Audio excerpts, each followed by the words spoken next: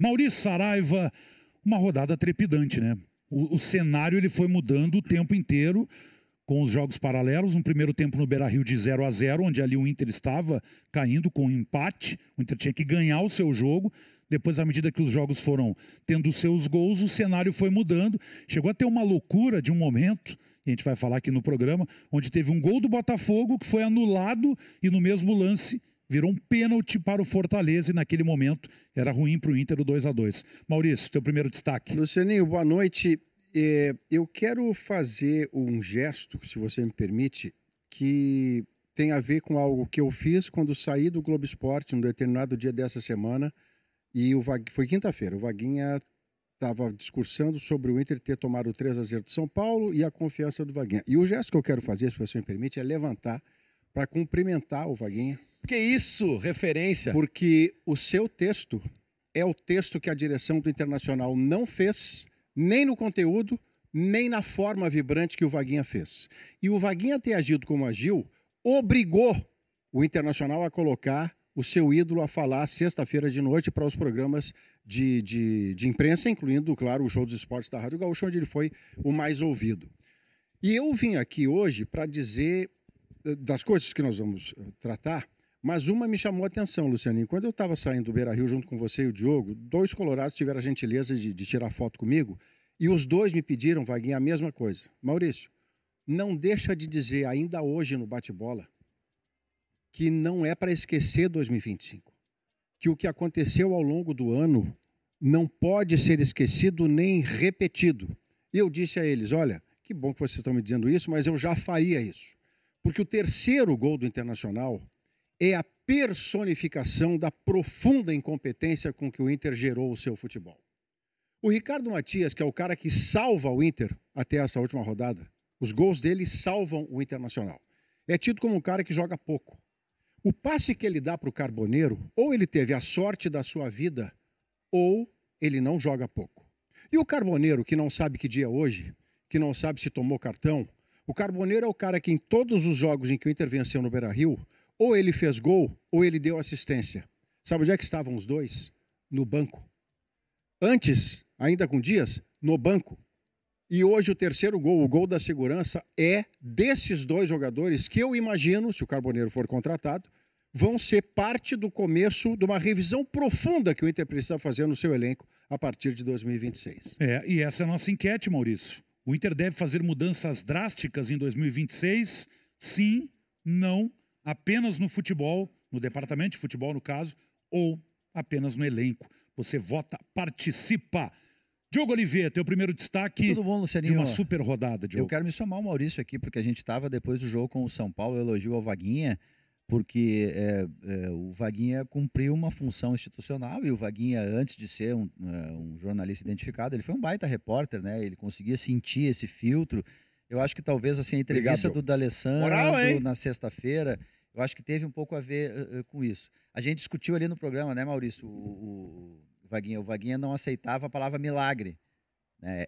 Não, mas isso durante o balanço final da Rádio Gaúcha após o jogo contra o São Paulo. Depois daquela devastação contra o São Paulo. Isso. E eu disse assim, olha, eu achava que o Inter não ia conseguir fazer a vitória hoje.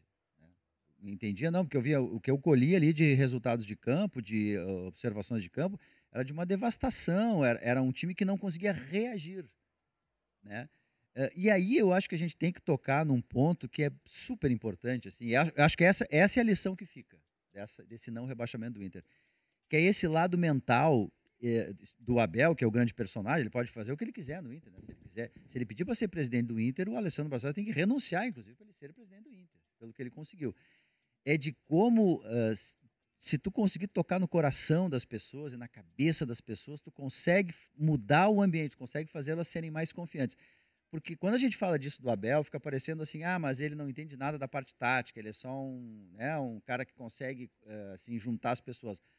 Mas parte do que ele conseguiu fazer de organização hoje, de ter um time mais lúcido, de o Carboneiro, em vez de ser enxovalhado por causa da história do GPS, volta de novo para o contexto, conversa com ele entrou correndo que nem um maluco no segundo tempo. A estratégia de não pressionar no começo e aí depois perder o gás e sofrer lá atrás, que era o que o Inter fazia sempre. Aí sofria, não ganhou do Santos. Não, equilíbrio, não precisa marcar lá na frente, para ter intensidade no jogo todo.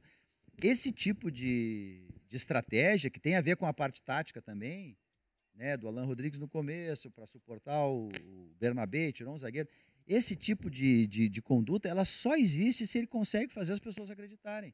E eu te confesso assim que ele deve ser uma pessoa muito diferente, né? Porque o ambiente de devastação do Inter depois das 2 derrotas era algo inacreditável. O Abel deve ser uma pessoa muito diferente no dia a dia para fazer o Vitão não se apavorar, o Mercado voltar a ser o cara que ele sempre foi, a bola aérea não entrou, o Alan Patrick ter assim, clareza para cobrar o pênalti. O Inter não se apavorou nem nos momentos em que os resultados paralelos malucos estavam acontecendo. Então, como o lado mental ele entra no esporte de alto rendimento. Se tu não acreditar, se tu não fizer as pessoas que estão junto contigo acreditar, como é que taticamente elas vão responder à ordem? É isso que o Abel conseguiu. Isso é muito difícil. Imagina a força que tem esse homem, muito difícil, que perdeu um filho numa tragédia que assim, é difícil até a gente falar. Esse cara perdeu um filho, enterrou um filho. Imagina a força que não tem espiritual esse cara. E os relatos que a gente tem do Abel dentro do vestiário é um cara que muda completamente o ambiente. E assim, a troca que também partiu a iniciativa do D'Alessandro de fazer a ligação. Acho que o D'Alessandro, nesse momento, cresceu e acertou ao convencer o Abel, que num primeiro momento não queria. Porque ele cumpriu um papel que talvez o Alessandro Barcelos não pudesse cumprir, em função de tudo que aconteceu quando o Abel saiu. E aí o D'Alessandro tomou parte disso. É razoável dizer, desculpa, Cristiano, a gente está fazendo um debate antes do Cristiano falar, é razoável dizer que se esse... só para ouvir hoje, Maurício, não te avisaram? Não, jamais. Se esse convite espectador premiado hoje, partisse do presidente, talvez o Abel não aceitasse.